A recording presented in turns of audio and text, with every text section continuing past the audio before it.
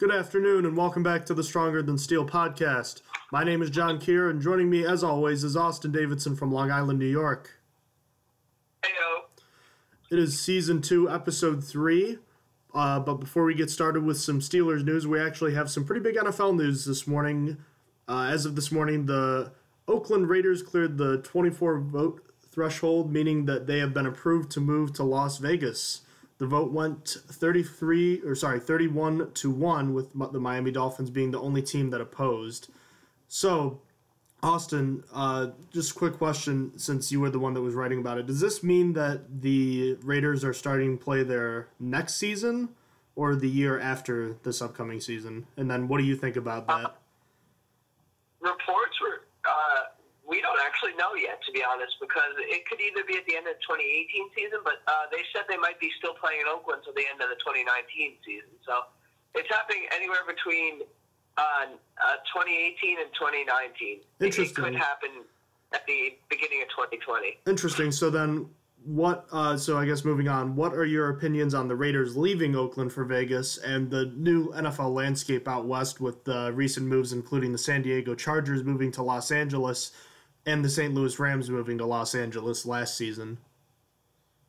To be honest, the Raiders move was the only one I'm actually okay with, even though it can be the most detrimental for fans and other teams. I think that the Oakland Raiders have one of the most dedicated fan bases in football. It's going to be hard for them to have their team leave them behind in Oakland, especially when it seemed Oakland was getting good again. So that's the main problem with it. But the next problem is the actual place in Las Vegas. Reports this morning have already had coaches talking about avoiding the Strip when traveling to verse them. So the place, it's because the place is honestly a giant distraction, which could cause a problem with teams. I mean, teams have curfews and such, but they're rich NFL players. Like, if you put them on the Strip, it just doesn't sound like it's going to go well. But all in all, though, I'm a fan of the move. I like that Las Vegas gets a team and that the Raiders get their own stadium that they won't have to share with a baseball team. And as for the other two, I hate the move, especially now since the Raiders are leaving Oakland for one game a year. That Chargers-Raiders home game, in quotation marks, in L.A. is going to be full of Oakland fans that are missing their Oakland Raiders in California. So I also hate the fact that there are two teams in L.A.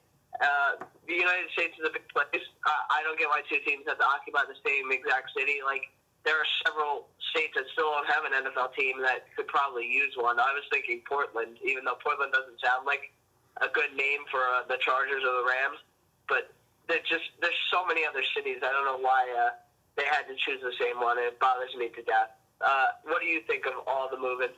The Oakland Raiders moving to Las Vegas doesn't bother me that much. It's been clear for years that Oakland Stadium has been in bad shape, and there were no plans to make a new one, so the writing was kind of on the wall for this one.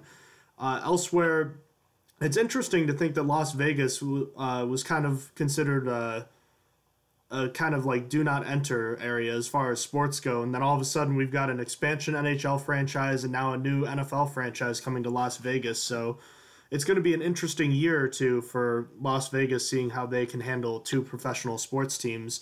That being said, Las Vegas could be either a huge success or a huge failure. Time will tell, but I think I like the move, all things considered. The other moves, I wasn't really a big fan of them. I didn't like the Rams leaving St. Louis because I really didn't think St. Louis needed to lose a football team, and I absolutely disliked the Chargers leaving San Diego. The move crushes the Chargers' already small and diminishing fan base.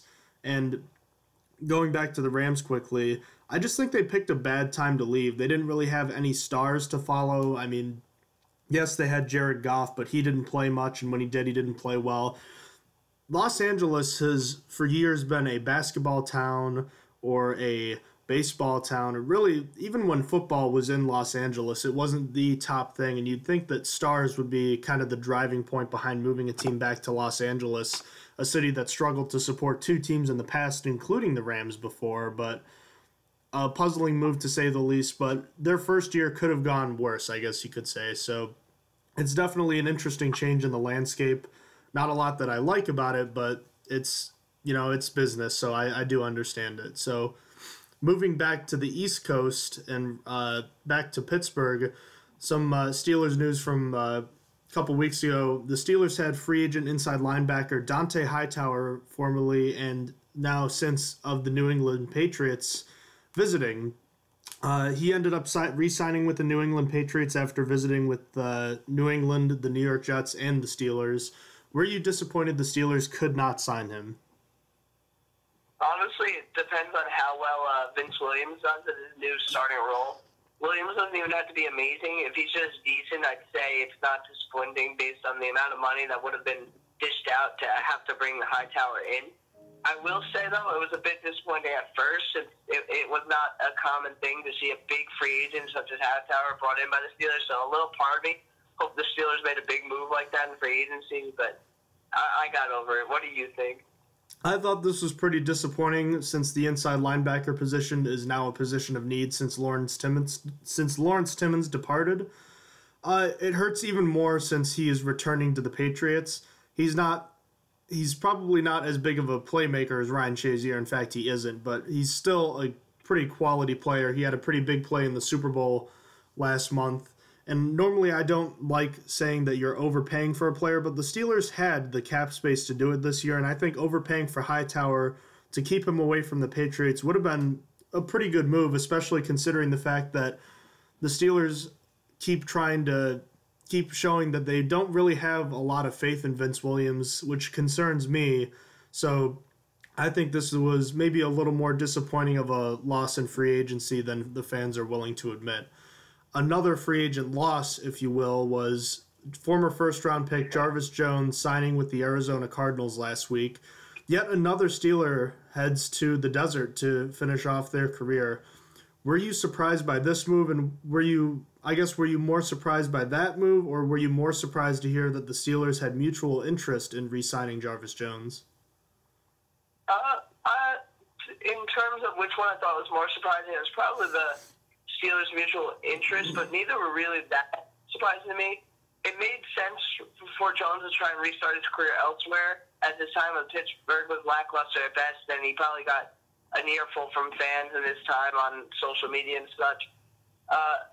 I was also not surprised by the Steelers having interest in re-signing him. Really, they have made it known that they like to keep their own the best they can, and that they don't like to pick up many free agents. They like to make people in-house and keep them in-house. So I guess it wasn't that surprising. How about for you?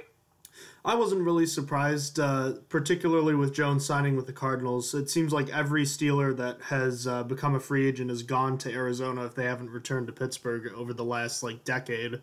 But in all seriousness, I think we all figured that Jones was going to get another chance elsewhere, and this is probably his last chance to make any impact in the NFL. And I was kind of surprised there was mutual interest. I thought the Steelers wouldn't mind having him back for the veteran minimum, but I honestly thought the way Jones was repeatedly getting benched and probably was getting a lot of heat on social media that he probably wouldn't want to come back. But alas, it doesn't matter anymore. He's getting that fresh start that he's looking for, and I think he can make a better impact, or rather a bigger impact, with a fresh start in Arizona. And I wish him the best of luck because I wasn't really a fan of him per se, but I always wanted to see him succeed, and it was disappointing to see that he didn't always succeed the way we wanted him to. Moving on, the Steelers were acting late in the free agency pool, but when they acted really quickly. They made 4 signings in the matter of, 10 days? This includes wide receiver Justin Hunter, formerly of the Buffalo Bills and Tennessee Titans, running back / returner Niall Davis of the Kansas City Chiefs, quarterback Cody Sensabaugh of the New York Giants, and defensive lineman Tyson Alualu, I believe you say, Austin, is that correct? Yep, Alualu. Of the Jacksonville Jaguars, the former number 10 overall pick. We can take time breaking down each of these moves, but Austin, what do you think of all of them, and what do they mean for their respective positions? All right. So I like 3 of these 4 moves. I'll start with my favorite. My favorite is Niall Davis. He's a backup running back, which was a need before this move. And not only does he fit that role, he can contribute on special teams. as he's done plenty of kick returns for Kansas City, including a 106-yard touchdown return in their playoff game against the Texans several years ago. Next up, I liked Cody Sensabaugh. I like this move simply because the Steelers desperately needed depth at the cornerback position. After Artie Burns, William Gay, and Ross Cockrell, there wasn't much left behind them. So Sensabaugh will be a great backup cornerback that could also see a starting role next year, depending if William Gay comes back for the 2018 season. Tyson Alu is next up, and he was a decent signing for depth. What I don't like is that he's going to make $3 million a year for a backup role when the Steelers could have paid Ricardo Matthews less, and he already had some experience to the team. But it was a position that was very injured last year for the Steelers, so it makes sense to go after him and for them to address that position of free agency. Now on to the move I hate, Justin Hunter. In my mind, there was no reason to get Justin Hunter. He's just another player similar to Sammy Coates. The fact that he was cut by Buffalo, Miami, and Tennessee, it's just there's not a team that wants him, and it didn't make sense to me. He's fast, but that's really all that is to him. It was an unnecessary pickup, and I truly believe he won't make the 53-man roster this year. So I think his role is just as an OTA player that gets cut. What do you think of the free agency signings? Well, starting in chronological order, Justin Hunter was the first signed by the Steelers, and it seemed pretty clear that he was just bolstering the depth chart. He doesn't offer very much. He doesn't offer anything in special teams at all. He doesn't run a very complex route tree, and basically all he offers is a deep threat / red zone target, which the Steelers did sorely miss last season down the stretch, but all in all, he seems more like an insurance policy for the Martavis Bryant and Sammy Coates. Should they not pan out for various reasons, Bryant for his suspension and Coates for his hands, but time will tell how he can make an impact on the roster. Niall Davis gives the Steelers something that they haven't had in a very long time, and that's a strong kick returner. I think it's a very interesting signing, and he also does bolster the depth at running back, something which the Steelers had lost since DeAngelo Williams became a free agent. I don't know if he will be the backup or the number 3 guy, but I can tell you that him just being signed as a kick returner is something that's pretty important, even though the kick returning game is something that's kind of being phased out by the NFL. I still think it's a pretty good signing. It also could mean that DeAngelo Williams, in fact, I think it does mean that DeAngelo Williams' time in Pittsburgh is pretty much over. I don't think the Steelers are going to be looking to sign another one. I think that also means that Fitzgerald Toussaint's going to have to fight for the number 2 running back spot, but that battle will have plenty of time to be taking place. Cody Sensabaugh seems more like a depth and special teams player. He's probably not going to offer much on defense, and he shouldn't be asked to anyways.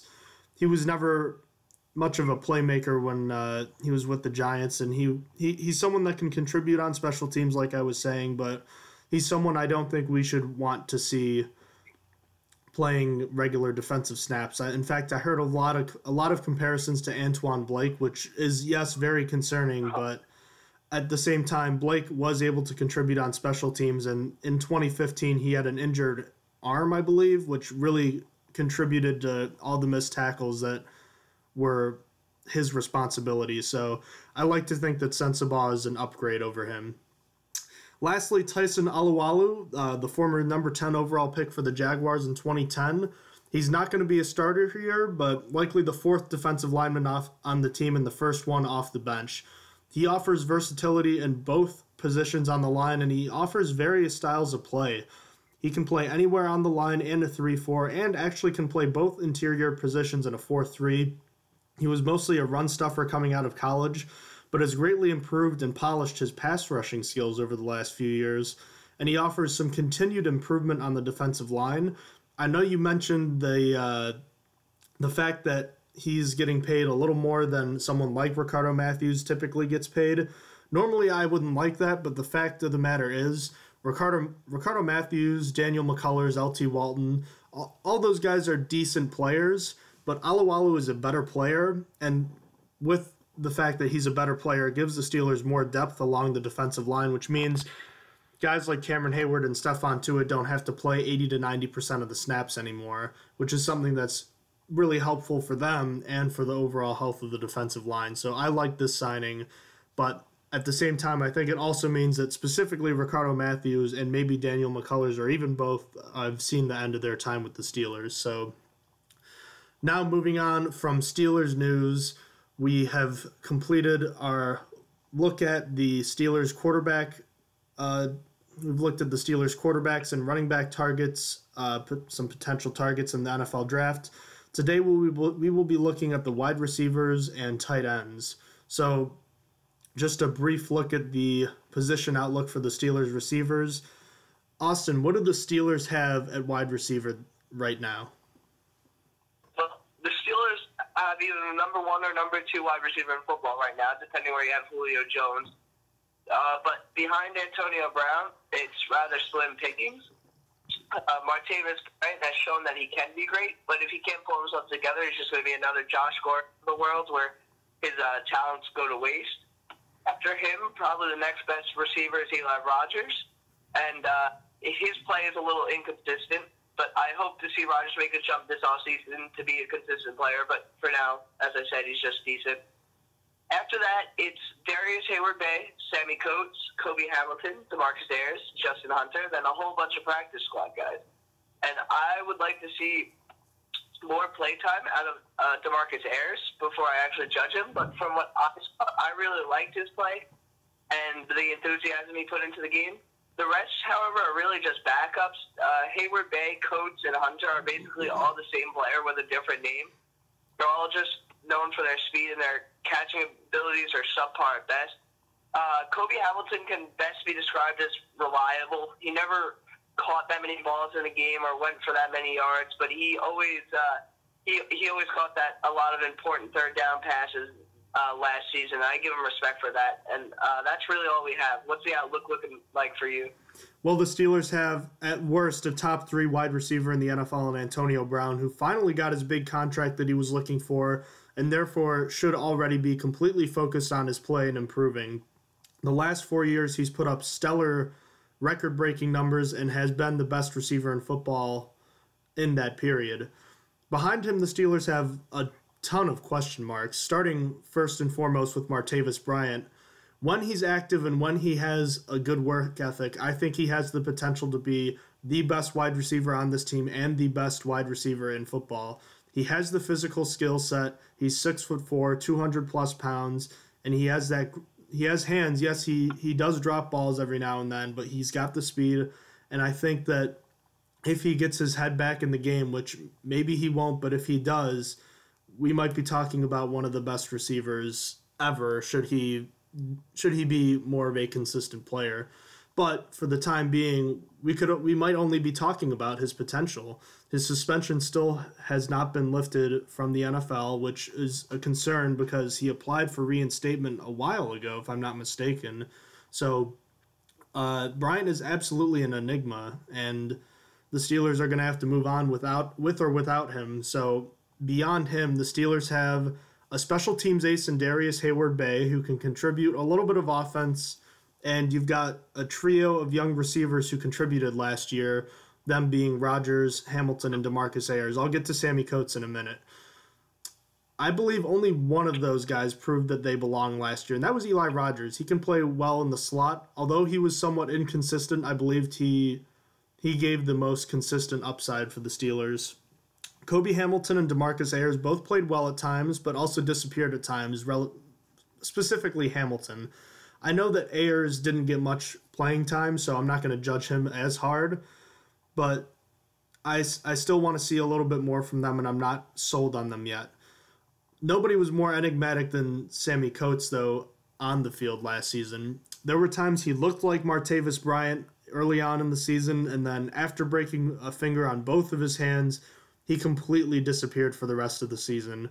It's really hard to gauge which Sammy Coates we're going to see going into next season. There's part of me that still thinks we'll see that early season version of himself, but there's also the reality of even when he did get healthy last season, he still didn't see the playing field that often. So Wrapping up the position, you have some practice squad players and the newly signed Justin Hunter, who we just touched on. So moving on, we've got a couple of free agents. We talked about Justin Hunter already. Marcus Wheaton left for the Chicago Bears.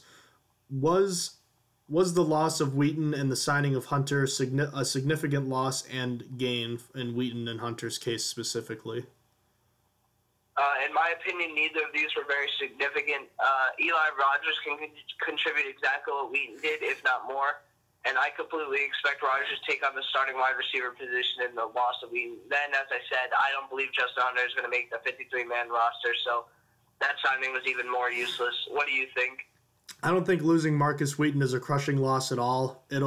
It's disappointing considering how in the second half of 2015 we saw just how well he can play. But I do believe Eli Rogers is more than capable of stepping in and replacing him, just like he did last year.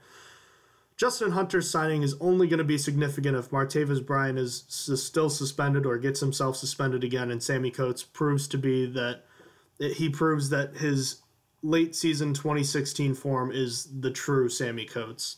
He's a nice insurance option that can produce in the specific situations that he's expected to produce in, but I don't expect to see him on the field a ton next year if he even makes the roster. So moving ahead, what is the outlook for the draft? How badly do the Steelers need to take a receiver in this draft, Austin? On a scale of 1 to 10, the need for wide receivers is probably about a 5 or a 5.5 for me. I'd probably like the Steelers start looking at round 4 to nab one if there's any good ones available, because honestly, what else do the Steelers need? First comes edge rusher, second cornerback, then inside linebacker for depth. Then really next up on the team needs is basically wide receiver or tight end. So technically, since our fourth selection is in the third round, I guess I wouldn't be mad if we took one as the second, third rounder. But yeah, I'd prefer more towards the fourth round. What do you think? I originally thought this was a low need, but after reevaluating it and discussing it with you a little more, I think the need has gone up to kind of a medium kind of scale where you're at right now. The Steelers usually end up drafting one every season, so it's certainly possible the Steelers do take one. I think this also depends on the status of Martavis Bryant. If the Steelers do pick one this year, I think it's probably going to be a later round selection. I see one in round 5, but I also wouldn't be surprised, like you said, because of the compensatory picks. I wouldn't be surprised to see one in the third or fourth round specifically. And Austin, since we both said the same thing, we covered the fact that the Steelers already addressed the free agency need of a wide receiver with Justin Hunter, so there really wasn't much to be done in free agency for receivers, and the Steelers already signed one. So moving on to potential receiving targets. Austin, give me your first receiver. The first one I looked at was Damor'ea Stringfellow, my apologies, from Ole Miss. I'll evaluate his strengths first. He's very impressive on the jump ball, mostly because he has a rather large catch radius and targets the ball at the high point. He tends to work back to the catch and seems to be good at beating zone defense underneath.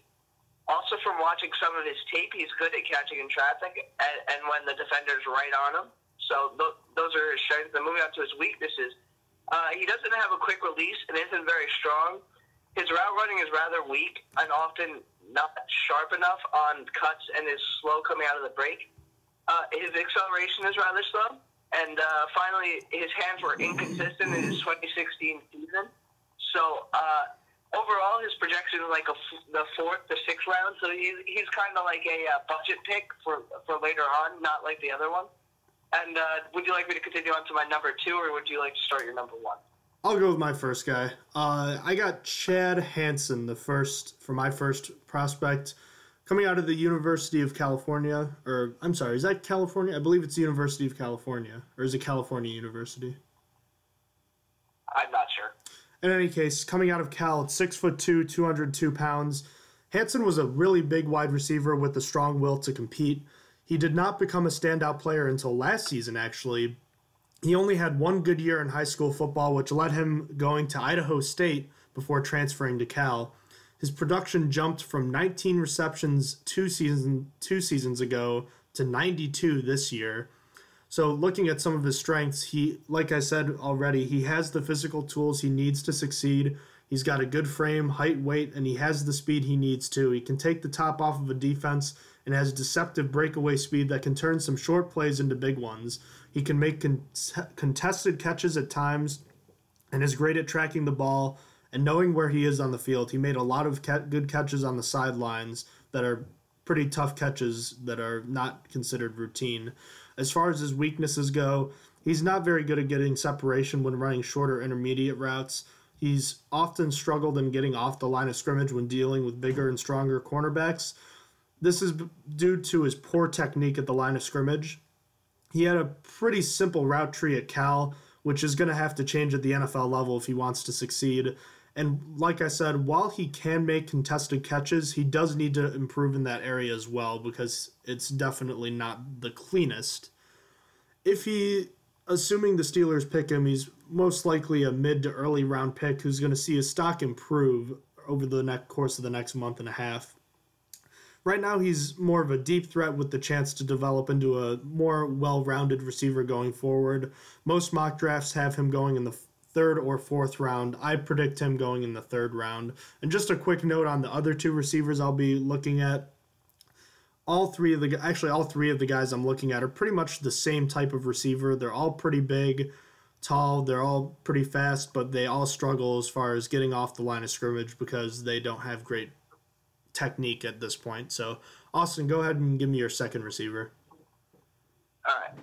First, quick note, funny that you mentioned that all three of my guys are bad at route running for whatever reason. I have no idea why. But number two, Cooper Kupp from Eastern Washington. He's 6'1" and 198 pounds. His strengths are that at Eastern Washington he had a heavy workload and came out with an elite level production. Analysts have compared him to Larry Fitzgerald in his catching abilities. He's good at getting the ball tucked away. He has high confidence, which leads him to body quarterbacks and win the jump ball. He has made several spectacular catches in his career. He likes to create deep ball opportunities himself, and he can track the ball with ease. Onto his weaknesses, he lacks separation speed at times because of slow acceleration. Some scouts have questioned whether he could be a productive outside receiver. And he tends to juke and stutter step profusely at times, and his route running needs to become more efficient for the NFL.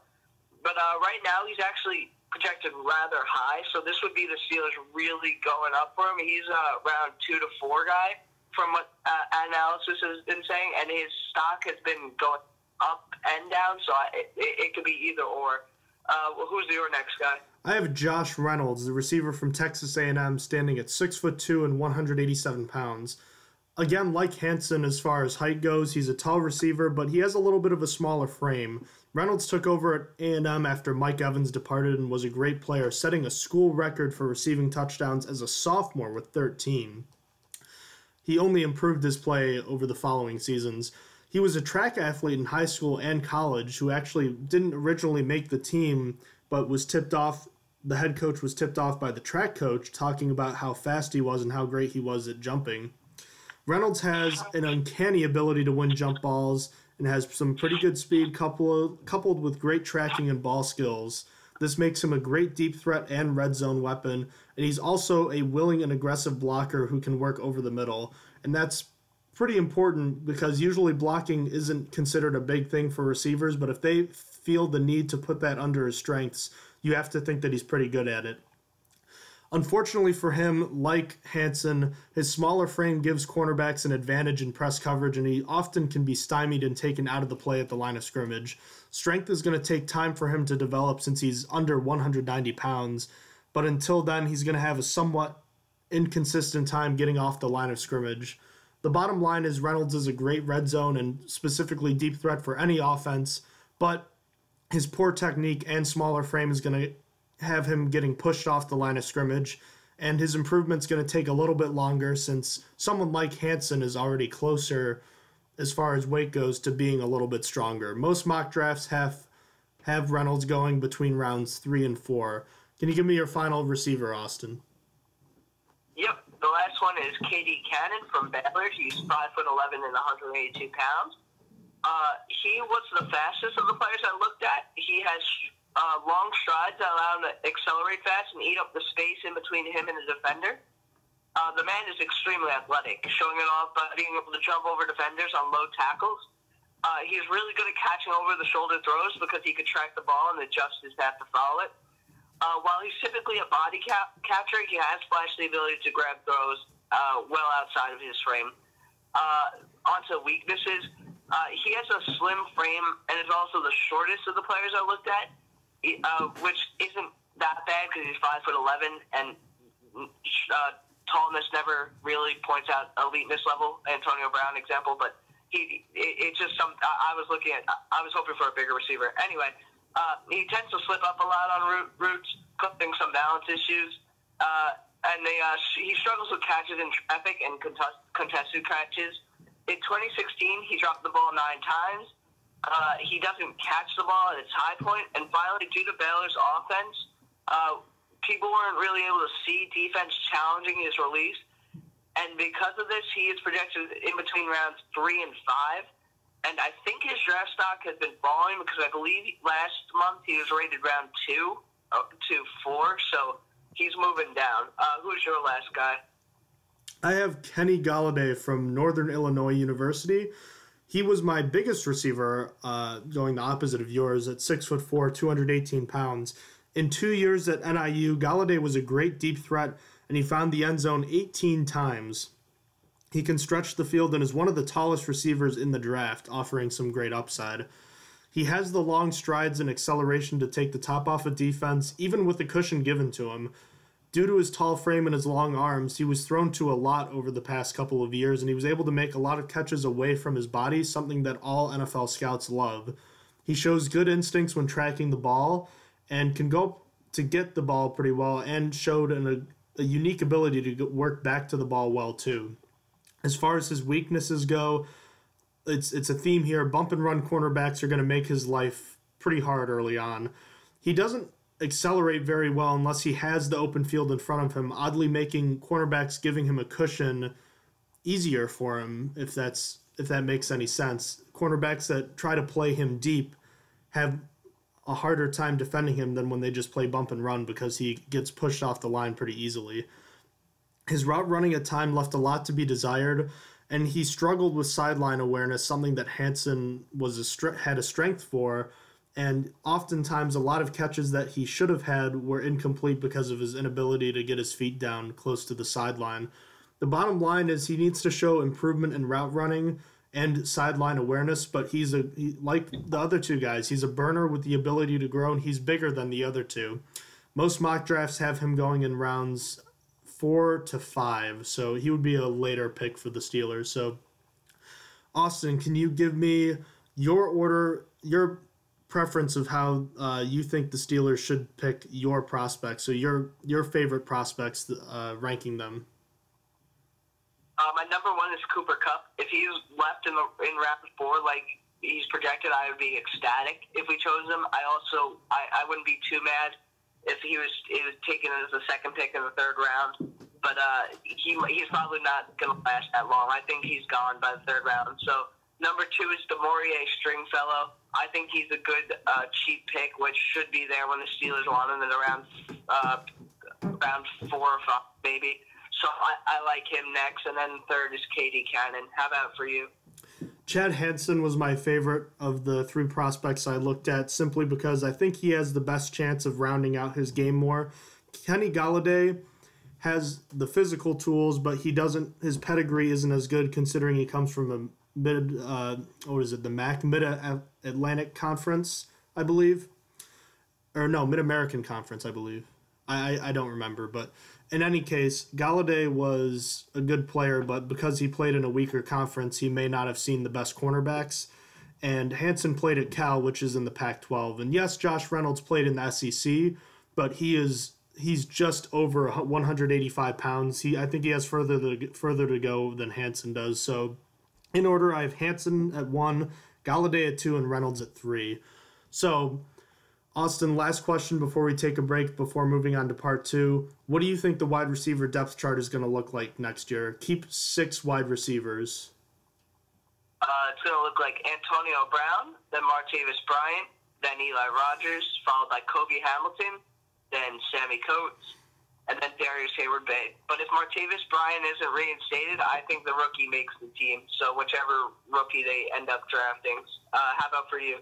Antonio Brown and Martavis Bryant are going to be the starters. I have Eli Rogers in the slot, Kobe Hamilton and Sammy Coates backing them up, and Darius Hayward-Bay making it in just under the wire as the special teams player. Should Martavis Bryant be suspended, I have Coates moving up to take his starting spot, followed by Hamilton, Justin Hunter, and Darius Hayward-Bay. So that'll conclude part one, the wide receivers. We will be doing the tight ends right after this, so we will be back. All right, welcome back to the Stronger Than Steel podcast. We're looking at tight ends right now, so just a brief overview of the tight end position. We have Ladarius Green, Jesse James, David Johnson, and Xavier Grimble on the Steelers roster. Austin, what do the Steelers have in these men right now? Really not much at all. Well, it's mostly a question mark because we could have something great, but Ladarius Green was supposed to be everything. This team needed to help with the receiving game, and he did that for just like one game. The rest of his first season with the Steelers was characterized by injury, so he already has been injured so many times. All of the offseason last year was talking about how he was thinking of retirement because of his injuries. He denied this personally, but I really don't have faith in him. I think he's a giant question mark. I think he's a good player, but a good player is useless if he's always injured. Next up is the Outlaw. Jesse James, so far in his career, has had very inconsistent games, and the best game of his career came in the playoff game against Kansas City, which was only really decent. I think his stat line was like 6 catches for 80-something yards or something like that, but I like him as a backup, though. But with injuries, he's been given the start a lot. David Johnson is another player that could be coined reliable, kind of like Kobe Hamilton. He didn't play much, but he caught a few key catches that counted. So he's a solid number 3. And then I really like Grimble, but sadly he didn't see much playing time at all. He caught 2 touchdowns on the year, and I liked what I saw, and I hope he makes it through OTAs this year. What do you think about the position? Well, last year, Steelers fans had a ton of questions about Ladarius Green and how he was going to produce. And 1 year later, there's more questions. Not a ton of answers. Green was a big free agent signing and was only really a key contributor in about 3 games. He had that big game against the Giants. He had a couple of big catches against the Colts, and he had basically a catch that ended up sealing the win against the Bengals in Week 15. So he played in a total of 6 games this year, and the other 13, including the playoffs, he was out due to various concussion symptoms. Green offers a ton of upside with his ability to stretch the field, but questions about his health are well warranted, and the Steelers simply cannot rely on him going forward. Jesse James, the man behind him on the depth chart, I believe he improved a lot this season, going from kind of an iffy number 2 tight end at best to kind of the de facto number 1, with Ladarius Green missing so much time last season. He improved significantly as a run blocker and developed serviceable hands. I think he played his best football down the stretch, all-around game. Not really the great field stretcher that Ladarius Green or Xavier Grimble is, but he has reliable hands. And despite the fact he didn't score a touchdown after Week 4, I'm excited to see how much better he can be. Even if he is near his ceiling, he's still a capable player. Rounding out the roster, we have 2 polar opposite players in David Johnson and Xavier Grimble that give the Steelers 2 important things. Johnson is a good run blocker who can play fullback in a pinch, and he knows the Steelers system well, someone that, like you said, is a reliable player. Grimble is an athletic pass receiver who showed flashes of his ability to stretch the field and make some game-altering catches in the seam. There's some potential in this group, but it's not really a high ceiling. So how high would you say is the Steelers' need going into the offseason here as far as in the draft and free agency? Well, the free agency need is non-existent. I can't even name an available tight end free agent right now, and the Steelers re-signed David Johnson anyway, so really, really non-existent need. And then now for the draft, that's about at a 5 for me, just below receiver. I want Ladarius Green to be great, as I said, and I think he can be, but with injuries, he's just a giant question mark. And the Steelers need to look into the draft and possibly take one of the available tight ends in the middle round to try and solve the tight end problem. Because this draft is actually pretty tight end heavy, I would say. It has a lot of good talent in there. I feel like the Steelers should take at least one of them. So what do you think? Well, as you said, the free agency need is there isn't any. The Steelers re-signed David Johnson earlier in the offseason, and like you said, there isn't anyone else to sign. The draft is a different story because I think you can't count on Ladarius Green being healthy. You have to look at the other 3 tight ends on the roster and basically exist in a state where they are the only tight ends you have. So Jesse James is a bit of a jack of all trades kind of guy where he can do a bunch of things but not really anything great. You have David Johnson and Xavier Grimble who can do who can each do one thing great but can't do the other. I think the Steelers simply just need an upgrade at this position. So I'd put the draft need from like medium to high, probably on a scale of 10, between a 5.5 to 6.5. I could see the Steelers using a relatively early to mid-round pick, somewhere between 3 and 5, I guess. Most likely the middle round, since even though James and Green are the only players really guaranteed spots on the roster, assuming Green is healthy, the Steelers probably wouldn't want to invest a high draft pick in someone to be the number 3, assuming Green is healthy. So that being said, Austin, why don't you give me your first tight end target? The first one I looked at was Adam Shaheen from Ashland. He is 6'6" and 278 pounds. For a tight end, this guy is huge in a good way. He has a powerful build and well-proportioned frame. He is great and quick footwork in his movements to uncover linebackers. His speed and acceleration for his size are above average.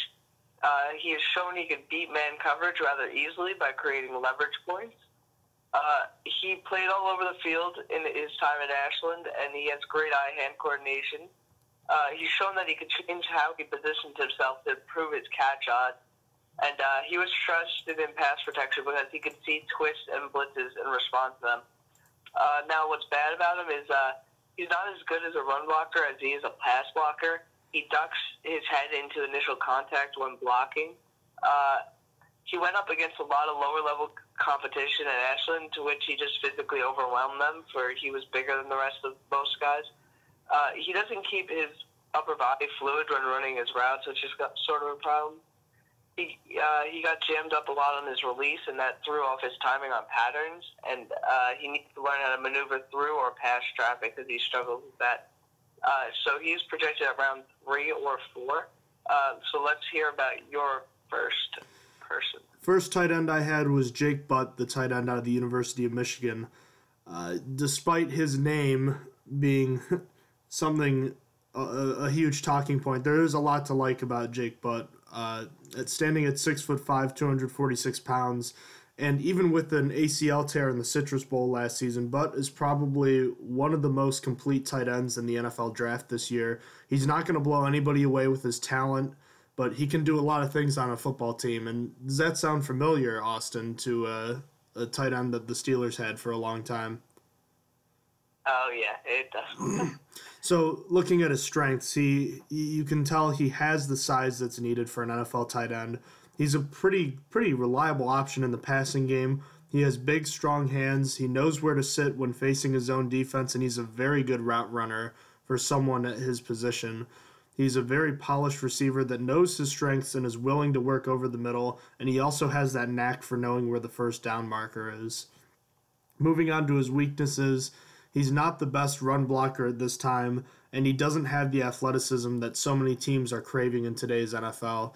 He won't blow past the linebackers in the seam, and he really does struggle at times against man coverage, and the recent knee injury he just had is not going to help that this year. And he's not great off the line going into the route. But bottom line, Butt is a decent all-around tight end with a good frame and the hands with the knowledge to succeed as a receiver in this league. He needs some more work on his technique, getting out of his stance in both run blocking and in the routes. And then he can truly become a good tight end in this league for a long time.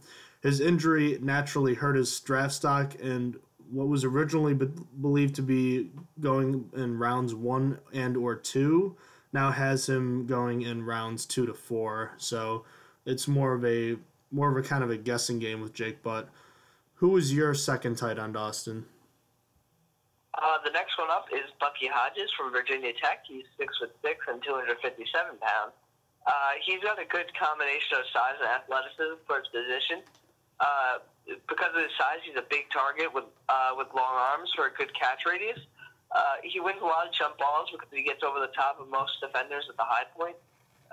He's spent time at all receiver spots, so he's very versatile, and he's willing to work over the middle and has the right frame for it.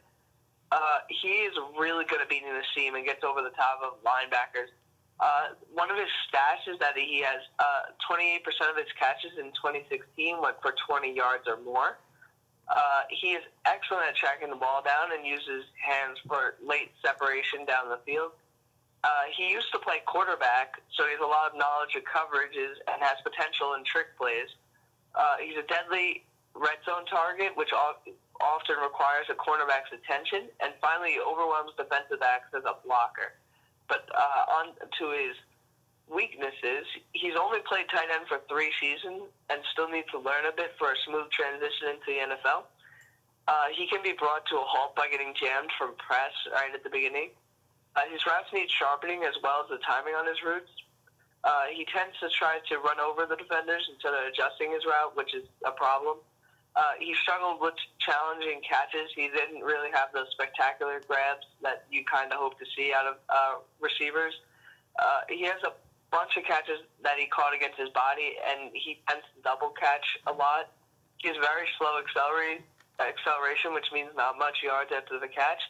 And he lacks power and toughness to be a reliable blocker. And because of all of this, he's currently projected at round 3 through 5.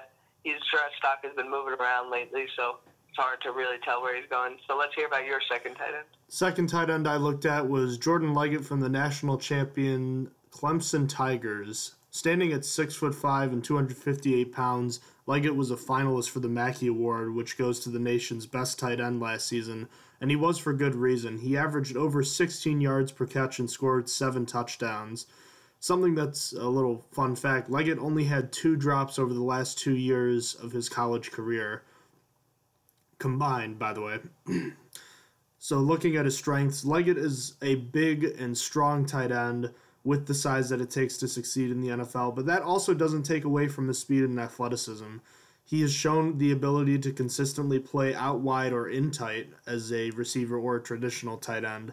He routinely showed the ability to work the seam and work the middle well.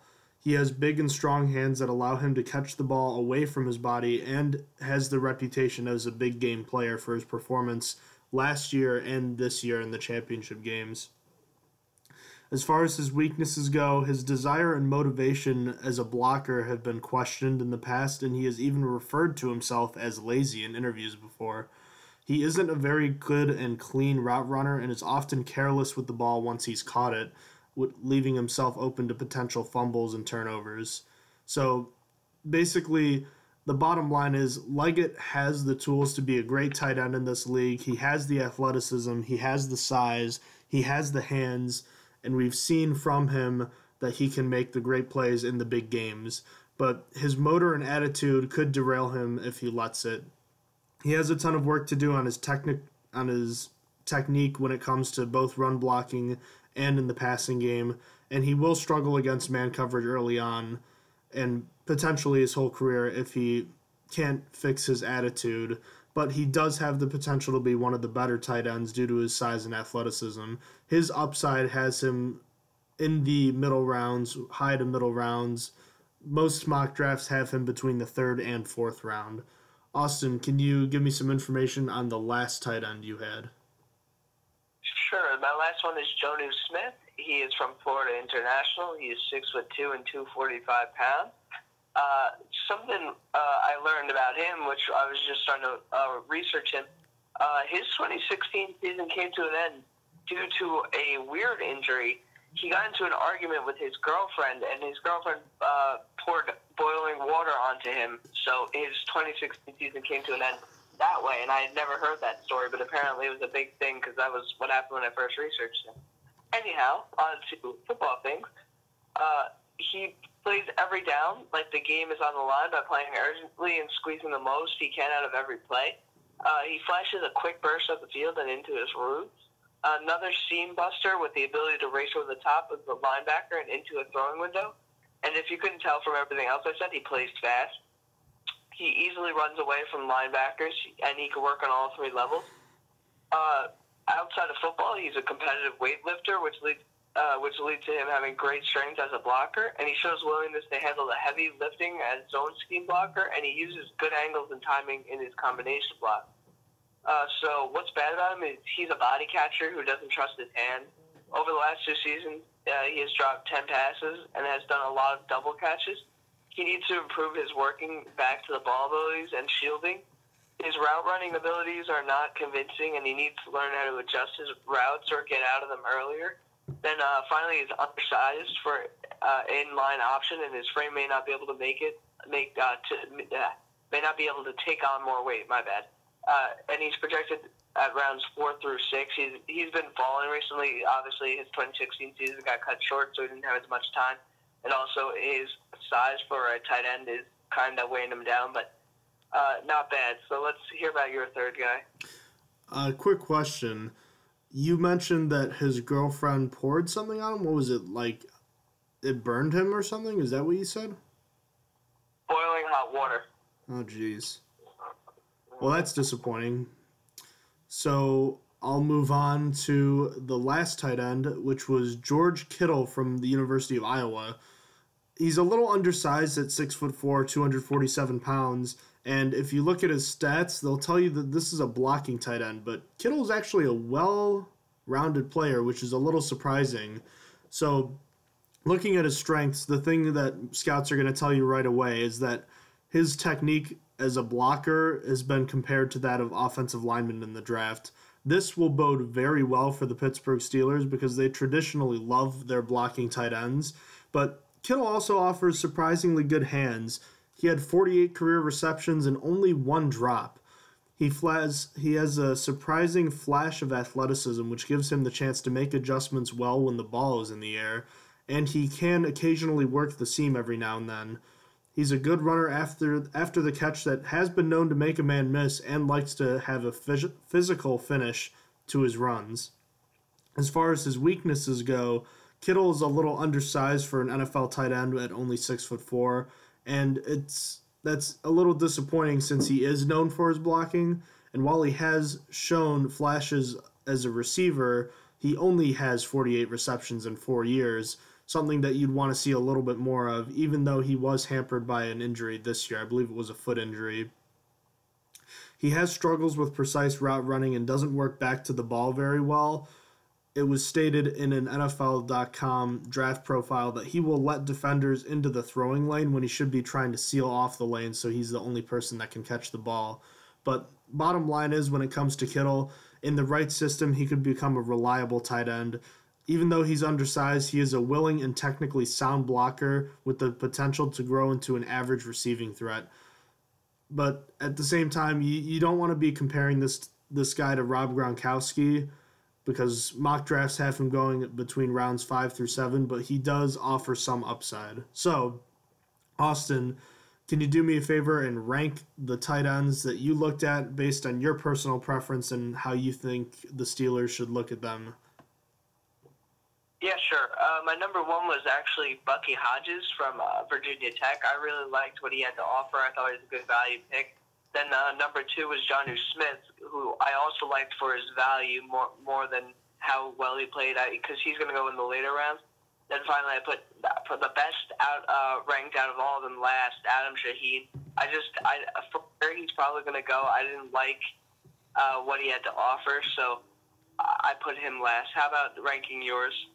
I really miss Heath Miller as a Steelers fan, and Jake Butt is probably the closest of the 3 tight ends I looked at that could ever be anything like him. someone that has probably the best potential to be an all-around tight end, and he's just a reliable receiving option. So he was my number one. I really like guys who are sound blockers, and that's something the Steelers like too. For that reason, I had George Kittle as my number two.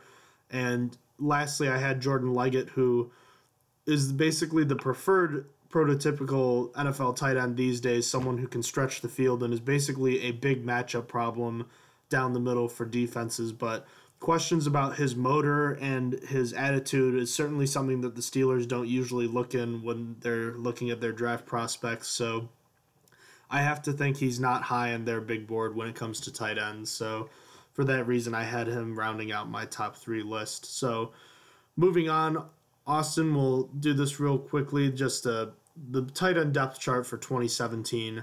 What do you have it as? Number one is going to be Ladarius Green. The number two is going to be Jesse James. But that's basically a given. Number three, though, I have David Johnson. And number four, I have whichever rookie we draft. What do you have?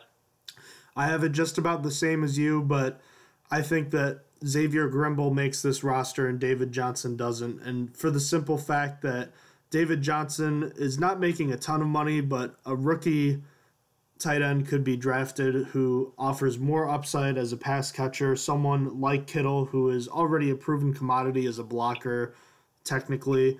I think that when you bring someone on like that who's younger and is under your control for at least 3 years, I think that just offers more upside, even though David Johnson can play fullback and he does know the system well. I think it's not that important that you wouldn't be spending that much more money on David Johnson than a rookie. So that's what I think about that.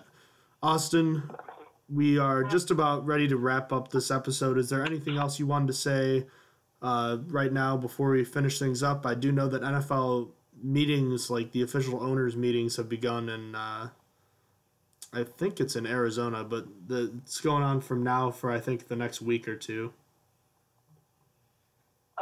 I have nothing to add. No, not that I can know of. Only besides that, Martavis Bryant decision might be made tomorrow. I think you retweeted that on Twitter, so we might know if Martavis Bryant is reinstated tomorrow. That's true. That would obviously be some pretty big news and something we would have to address in our next episode. Our next episode, by the way, will be talking about tackles, offensive tackles. Austin, I figured we could group offensive guards and centers together, kind of have an interior alignment episode, and then we'll just focus on the tackles. We're moving right along. The NFL draft is in just under 2 months, so we're quickly approaching the NFL draft, the biggest offseason event in the NFL, so that's pretty exciting. And spring is right around the corner, so that's also pretty exciting because that means summer is coming, which means training camp will be starting soon. So the NFL offseason is long, but we're making our way through it. And also reports earlier in the offseason that Le'Veon Bell was close to an extension. It seems as though those talks have died down, which I guess isn't completely surprising because generally these deals take time, so I wouldn't be too concerned about that. There's still several months time for them to get a deal done, so it's nothing to be too concerned about at this time. I fully believe that they will get a deal done. So Austin, if you are all set, let's wrap this one up, okay? All right, sounds good. All right. If you have any questions about the show, please email us at strongerthansteelpodcast@gmail.com. Have any comments you want to make about the show or feedback you want to give us, we'd love to hear it. Check out our episodes on SoundCloud and YouTube. We post our newer episodes on SoundCloud, and we post our full library on YouTube. We also have a list going. We've been doing a Steelers top 10. We had the top 10 passes posted a couple weeks ago. We'll have the top 10 runs of 2016 posted by the end of this upcoming weekend. Follow us on Twitter at Stronger_Steel, Stronger_Steel, both capital S's there. And then check us out on Facebook at Stronger Than Steel Podcast. Again, that is Stronger Than Steel Podcast. Austin, thank you for joining me again today. And this is the first time we've done a 2-part episode in a single day. Might be something we have to do going forward to get more episodes in because the draft is coming up pretty fast. Oh, yeah. All right. Well, thank you so much, Austin. You have a great night, and thank you again, Steeler Nation. You have a good night as well.